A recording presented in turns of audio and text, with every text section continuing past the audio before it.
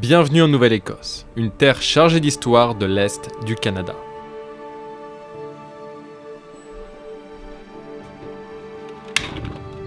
Durant mon court séjour ici, je voulais vivre une expérience unique. Pour ça, j'ai décidé de passer la nuit dans une petite cabane perdue au milieu des bois.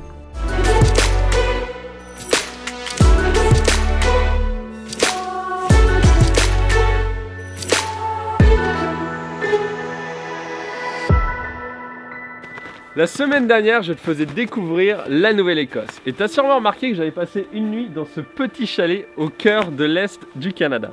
Et cette semaine, j'avais vraiment envie de te faire un épisode complet à son sujet. Il n'y a pas d'eau courante, il n'y a pas de douche, et pour l'électricité, c'est fourni par les panneaux solaires qui se trouvent sur le côté. Et la particularité, c'est qu'il a été complètement construit des mains du propriétaire, que je vais te faire rencontrer tout de suite après une courte visite.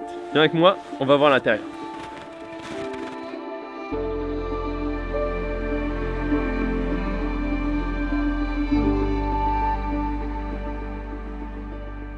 Alors pour ce qui est de l'électricité, le chalet est alimenté par un grand panneau solaire qui se trouve juste derrière moi. Donc l'électricité produite par ces deux panneaux solaires est stockée dans deux batteries qui se trouvent juste en dessous de moi.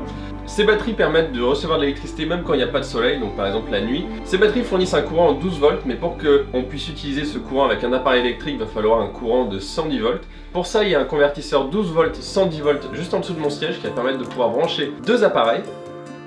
Pour le lit, on a accès à un énorme lit comme ça de 2 places qui permet également de se transformer en canapé. Donc ça c'est vraiment top parce que ça évite d'avoir cet énorme espace qui est mangé juste par le lit. Et ça permet aussi de transformer le coin couchage en coin salon quand on n'a pas envie de dormir. Donc ça c'est le chauffage qui permet de maintenir une bonne température dans tout le chalet. Si je vis ce thermomètre, il fait 17,5 degrés Celsius dans le chalet, donc c'est largement suffisant. Le souci de ce chauffage là, c'est que ça demande énormément d'électricité et dans une configuration avec des panneaux solaires et un convertisseur, ça demande beaucoup trop d'électricité. C'est pas possible de le brancher sur les prises qu'on a ici dans le chalet. Donc c'est pour ça que les propriétaires ont décidé de tirer un câble qui va jusqu'à leur maison et qui permet d'alimenter en courant ce chauffage là. Mais dans l'avenir, ils veulent installer un chauffage à gaz qui va permettre d'être complètement coupé du réseau et d'économiser de l'électricité.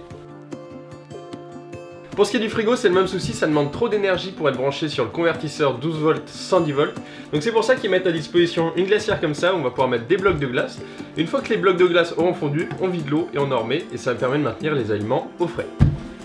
Il faut savoir que dans ce chalet, il n'y a pas d'accès à l'eau courante, donc si jamais on veut aller aux toilettes, c'est dans les toilettes chimiques comme ça.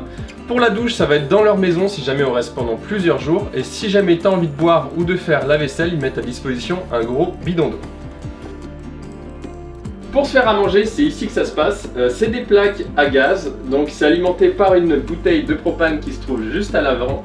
Et ensuite ici, comme je te le disais juste avant, il n'y a pas d'eau courante, donc l'eau qu'on a à disposition se trouve dans ce bidon là, c'est de l'eau potable qui va aussi servir à se brosser les dents, à faire la vaisselle.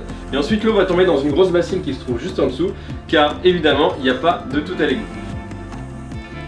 Cela fait plusieurs années que j'utilise Airbnb, mais j'ai rarement reçu un accueil aussi chaleureux que chez Marcel et Rachel, les propriétaires des lieux.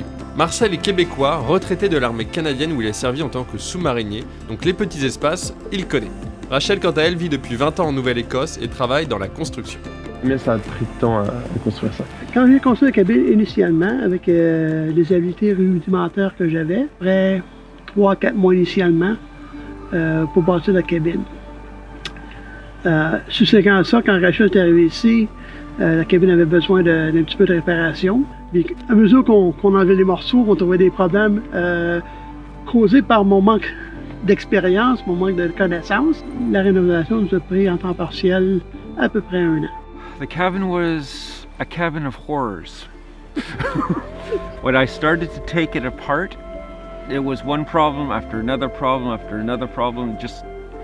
So in the end, I just pretty much stripped it bare to the bare ribs, to the studs, and I just started rebuilding from there. Like there was nothing pretty much salvageable at all. Comment cette idée elle est venue de construire une cabine comme ça sur le terrain? L'idée principale, initiale, c'est quand j'ai eu ma première épouse, elle avait déjà des enfants plus vieux. Puis l'idée, c'est d'avoir une place pour eux, de venir visiter pour rester avec leur mère pour une fin de semaine ou une semaine. La cabine a tenu son son unité initiale à peu près pour 1 an. Puis à ce moment-là, il y a le petit programme qui est arrivé dans les airs qui s'appelle Airbnb. C'est-à-dire que j'ai rénové la cabine avec le but de mettre une couple de passions ensemble, que ce soit le solaire, qui est une passion RHL, de refaire la cabine puis offrir de quoi d'unique aux voyageurs qui aiment être un peu plus frugaux qu'un hôtel ou qu'un bébé normal, si tu veux. Je crois personnellement que la plupart de nous autres vivent dans des espaces plus grands qu'on a besoin. Mon expérience militaire sur bateau et surtout sous-marin m'a appris qu'on peut être pas mal efficient sur des espaces qui sont petits. C'est pour ça qu'aujourd'hui on a le mouvement de tiny cabins, tiny house. For someone who would like to do the same thing, like create a cabin like this, what would be the best advice? Research. Look at what you're doing. Be very handy with your hand tools. If you don't know how to use your hand tools, you'll lose your thumbs, just like me. Measure twice, cut once. Saves on material, saves on time. Parce que toi, quand tu es arrivé, la première étape que tu as eue, c'était d'acheter le terrain. Oui. Moi, j'ai acheté le terrain vierge dans les années 80. J'ai bâti ma maison principale au début des années 90.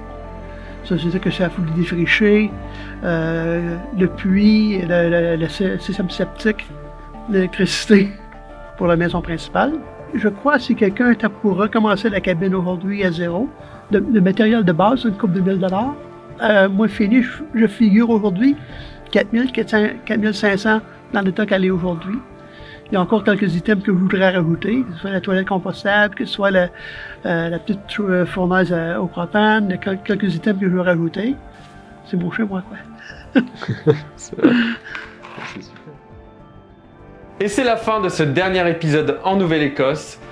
Honnêtement, c'est un des épisodes qui m'a le plus inspiré à tourner. La rencontre avec Rachel et Marcel m'a vraiment donné envie de créer ma propre tiny house. C'est peut-être un projet que j'aurai à l'avenir sur la chaîne YouTube. En tout cas, si jamais tu ne veux pas manquer les vidéos que je sors chaque dimanche en lien avec l'expatriation et la vie au Canada, n'hésite pas à t'abonner en cliquant sur le bouton juste en dessous. Et si tu veux voir comment je fais mes vidéos, ce qu'il se passe derrière la caméra, n'hésite pas également à aller me suivre sur Instagram. J'y poste des stories régulièrement et toutes mes photos de voyage. Sur ce, je te dis à dimanche prochain pour une prochaine vidéo.